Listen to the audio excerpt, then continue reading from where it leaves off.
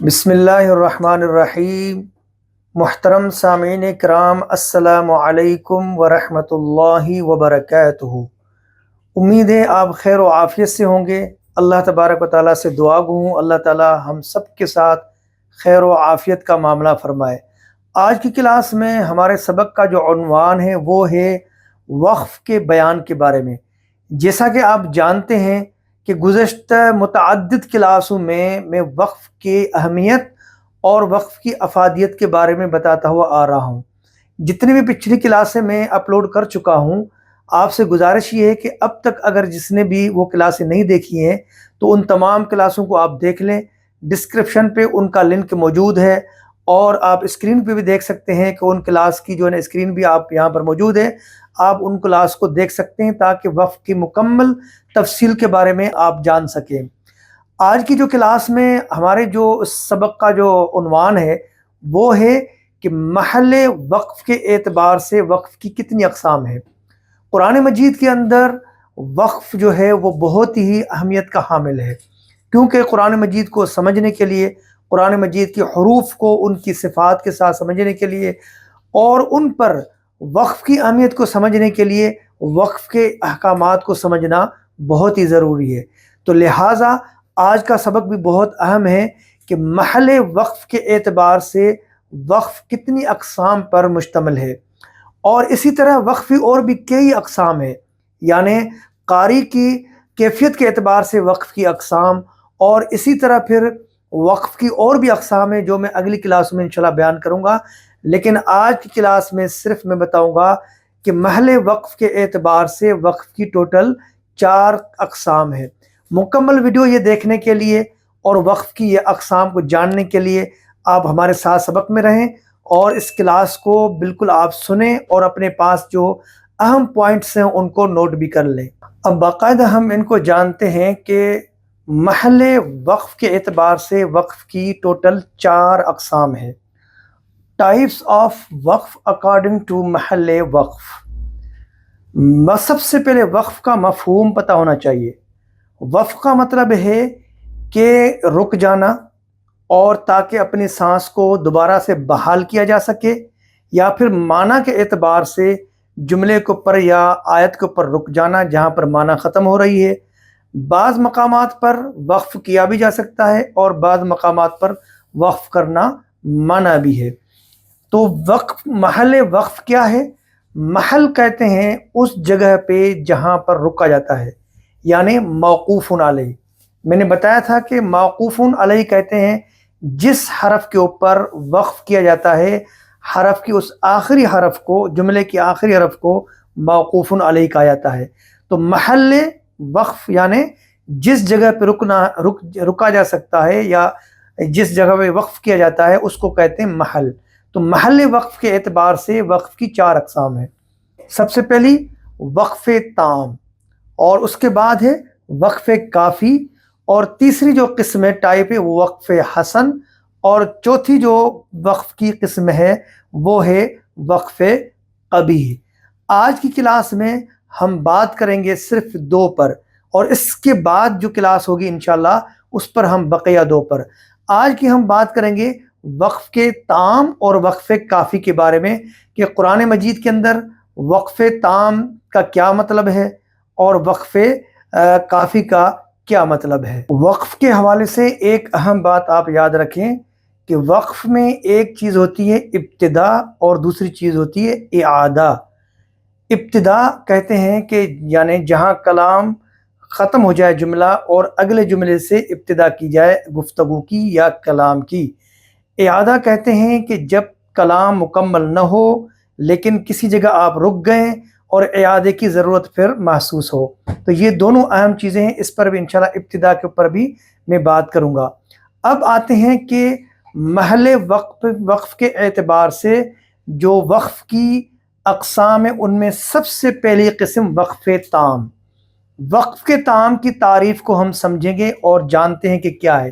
آپ اس کو اپنے پاس نوٹ بھی کر لیں تاکہ جب تک اس کی تعریف آپ یاد نہ کریں تو اس وقت تک یہ سمجھ میں نہیں آئے گا۔ قرآن مجید میں وقف کے تام کی بھی ہر وقف کی بڑی اہمیت ہے۔ جب تک وقف کے بارے میں تفصیلات آپ کو نہیں معلوم اور نہیں جانیں گے، اس وقت آپ ترجمہ اور ان باقی چیزوں میں بہت ساری اغلاط کر سکتے ہیں۔ وقف تام کہتے ہیں جہاں پر لفظی اور معنوی لحاظ سے کلام یا جملہ مکمل ہو جائے، یعنی اعادے کی ضرورت نہیں۔ یعنی وقف تام وہ وقف ہے کہ جس جگہ پہ جملہ یا آیت لفظی اعتبار سے، یعنی لفظ سینٹنس کے اعتبار سے اور معنوی اعتبار سے، دونوں اعتبار سے وہاں پر مکمل ہو جائے اور گفتگو کو پھر آگے سے شروع یعنی ابتدا کی جائے، اعادے کی ضرورت نہیں۔ اس کی مثال جیسے قرآن میں ہے وَاللَّهُ بِكُلِّ شَيْءٍ عَلِيمٌ۔ اب اس کی معنی کیا ہے کہ اللہ تبارک و تعالی ہر چیز کے اوپر، ہر چیز کا علم رکھنے والے ہیں، اللہ تعالیٰ ہر چیز کو جاننے والے ہیں، اللہ تعالیٰ کے پاس ہر چیز کا علم ہے۔ تو لہٰذا اس میں سیاق و سباق کے اعتبار سے، یعنی یہ جملہ معنی کے اعتبار سے بھی اور لفظی اعتبار سے بھی یہ مکمل ہے اور یہاں پر یہ وقف ہے۔ تو اب اس کے بعد جو آیت آئے گی ہم وہاں سے ابتدا کر سکتے ہیں، اس میں اعادے کی یعنی پیچھے سے اس کی ضرورت نہیں ہے۔ یہ ہے وقف تام کی تعریف اور وقف اس کی مثال۔ اس کے بعد جو محل وقف کے اعتبار سے وقف کی دوسری قسم ہے وہ ہے وقف کافی۔ وقف کافی کی تعریف بھی اپنے پاس نوٹ کر لیں۔ جو معنی کے اعتبار سے، یعنی وقف کافی وہ وقف ہے کہ جو معنی کے اعتبار سے اپنے ماں بعد جملے یا کلمے سے جڑا ہوا ہو لیکن لفظی اعتبار سے الگ ہو، اور جس میں کوئی ابہام یعنی کوئی شک و شبہ نہ ہو۔ یعنی معنی کے لحاظ سے اس کے بعد آنے والا جو کلمہ ہے یا آنے والی جو آیت یا جملہ ہے، معنی کے لحاظ سے تقریباً اس کے ساتھ جڑا ہوا ہو، ملا ہوا ہو، لیکن لفظی اعتبار سے وہ وقف اس کے ساتھ کوئی تعلق نہ ہو۔ جیسے سورہ بقرہ کی میں نے آیت نمبر 4 لکھی ہے، آپ دیکھیے اعوذ باللہ من الشیطان الرجیم وَبِالْآخِرَةِ هُمْ يُوقِنُونَ۔ اب یہاں دیکھیے وَبِالْآخِرَةِ هُمْ يُوقِنُونَ۔ اب ہم معنی کے اعتبار سے اگر غور کرتے ہیں تو اس کی معنی کیا ہے کہ وہ لوگ جو آخرت کے اوپر یقین رکھتے ہیں، یعنی یہ آیت لمبی ہے، پیچھے سے آ رہی ہے الذین یؤمنون بالغیب ویقیمون الصلاۃ۔ یہ مومنین کی، متقین کی صفات بیان کی جا رہی ہیں۔ ان میں سے ایک صفت یہ بھی ہے کہ یہ مومنین متقین وہ لوگ ہیں جو وبالآخرۃ ہم یوقنون، جو آخرت کے اوپر یقین رکھتے ہیں۔ اب لفظاً یہ جملہ یہاں پر کافی ہے، مکمل ہے، لیکن اس کی معنی پھر آگے دیکھیے، معنی کے اعتبار سے اس کا آیت نمبر 5 کے ساتھ اس کا لنک ہے۔ کیا ہے؟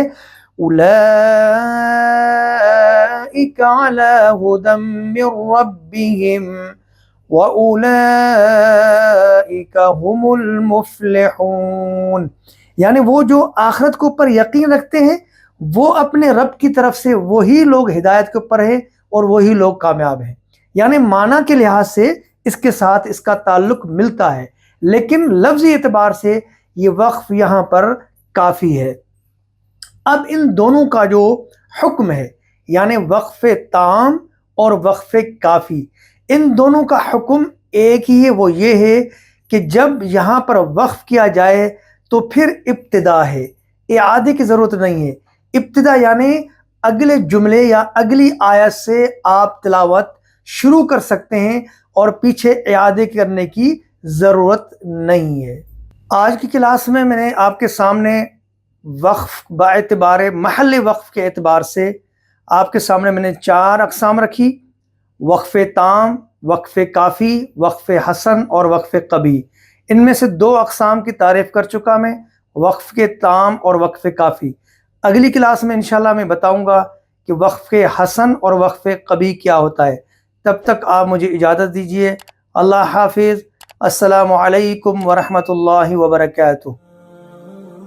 لرن قرآن with قاری عبد الجبار۔